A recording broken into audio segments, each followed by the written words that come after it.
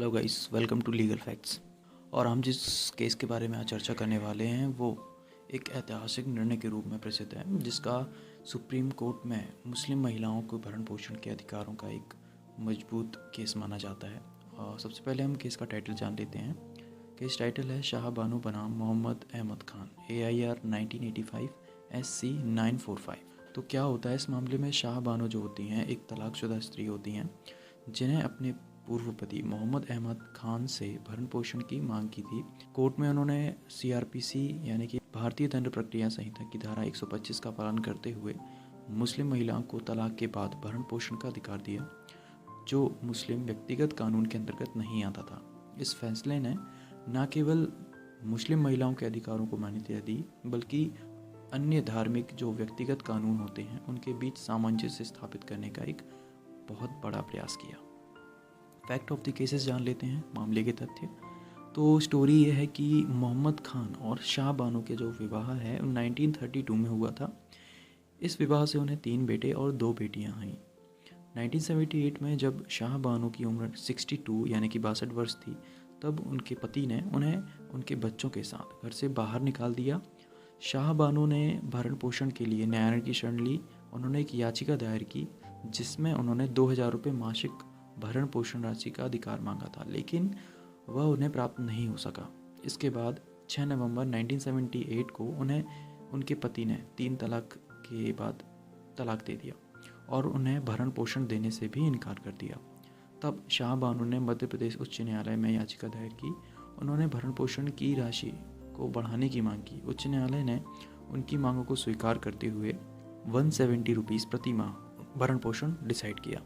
इसके बाद मोहम्मद खान ने उच्च न्यायालय के इस फैसले को सर्वोच्च न्यायालय में विशेष अनुमति याचिका के थ्रू दायर किया और इसमें अपनी आपत्ति जताई।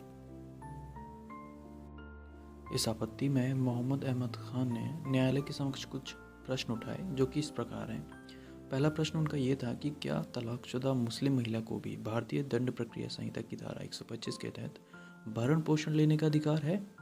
दूसरा प्रश्न उनका ये था कि क्या मुस्लिम व्यक्तिगत कानून की कोई विशेषता इस मामले में लागू होती है? और तीसरा प्रश्न ये था कि क्या तलाकशुदा पत्नी के लिए भरण पोषण देने की जिम्मेदारी मुस्लिम पति पर लागू होती है, जबकि जिम्मेदारी मुस्लिम व्यक्तिगत कानून और भारतीय दंड प्रक्रिया संहिता के बीच टकराव का कारण बन सकती है। चौथा प्रश्न उनका ये था कि क्या तलाक का देय राशि में मेहर शामिल है या नहीं, यानी कि जो तलाक के बाद भरण पोषण की राशि दी जाएगी उसमें जो मेहर की रकम है वो शामिल होगी या नहीं। ये भी एक महत्वपूर्ण प्रश्न था। इसमें माननीय सर्वोच्च न्यायालय का जो निर्णय पारित हुआ उसमें कुछ विशेष बिंदुओं पर ध्यान दिया गया। सबसे पहले तो सुप्रीम कोर्ट ने अपनी सुनवाई में कई महत्वपूर्ण पहलुओं पर विचार किया। मुख्य न्यायाधीश श्री चंद्रचूड़ ने यह फैसला सुनाया कि दंड प्रक्रिया संहिता की धारा 125 का आवेदन सभी नागरिकों पर समान रूप से लागू होता है, चाहे उनका धर्म कुछ भी हो। इस प्रकार मुस्लिम महिलाओं को भी यह धारा प्रासंगिक है और इनके बीच कोई भेदभाव नहीं किया जा सकता। न्यायालय ने यह भी स्पष्ट किया कि दोनों के बीच कोई टकराव नहीं हो सकता है। दंड प्रक्रिया संहिता के प्रावधान मुस्लिम व्यक्तिगत कानून पर प्रभाव डालेंगे। यदि कोई टकराव होता है तो CRPC यानी कि भारतीय दंड प्रक्रिया के जो कानून हैं वो मुस्लिम लॉज पर प्रभाव डालेंगे, यानी कि वो लागू नहीं होंगे। यह स्पष्ट किया कि मुस्लिम पत्नी का अपने तलाकशुदा पति से भरण पोषण प्राप्त करने का पूरा अधिकार है। इसका दायित्व जो इकता होता है, तलाक के बाद कुछ निर्धारित समय अवधि तक जो पैसे मुस्लिम पति अपनी पत्नी को देते हैं वो उसकी समय सीमा इन्होंने बढ़ा दी। यानी कि कहने का मतलब ये है कि जो इकता की राशि थी वो एक लिमिटेड टाइम पीरियड तक दी जाती है, उसके बाद नहीं दी जाती है। परंतु CRPC की धारा 125 के तहत मुस्लिम महिला को जब तक वो खुद के पैरों पर खड़ी नहीं होती है, जब तक वो खुद के भरण पोषण के लिए पर्याप्त धन की व्यवस्था नहीं कर सकती है, तब तक उसके पति का दायित्व होगा कि वो उसका भरण पोषण करने के लिए पर्याप्त धनराशि उसे प्रदान करे।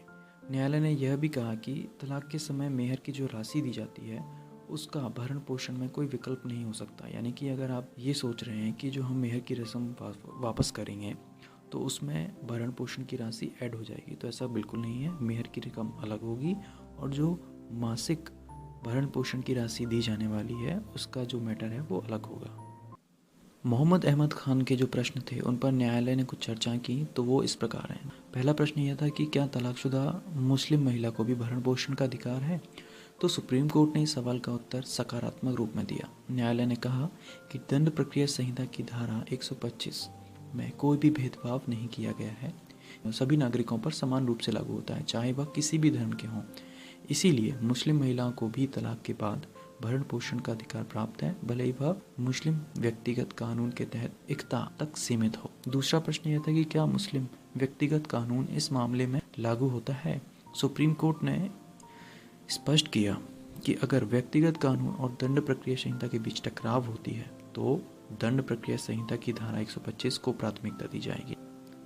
मुस्लिम महिलाओं के अधिकारों को लागू करने में सहायता है क्योंकि यह मुस्लिम पति को अपनी तलाकशुदा स्त्री को भरण पोषण देने की जिम्मेदारी से मुक्त करता है। तीसरा प्रश्न यह था कि क्या तलाकशुदा पत्नी को भरण पोषण देने की जिम्मेदारी पति की है?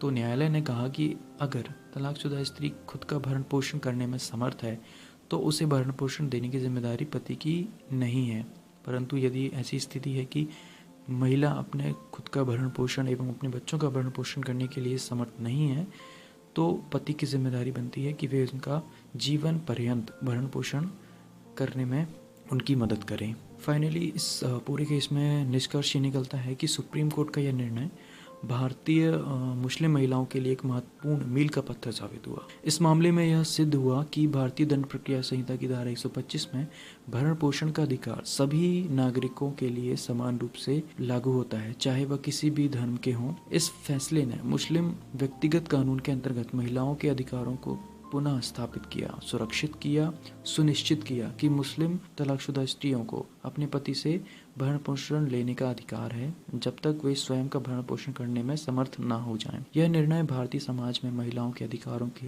लिए बहुत ही महत्वपूर्ण है और वे इन्हें सशक्त बनाता है।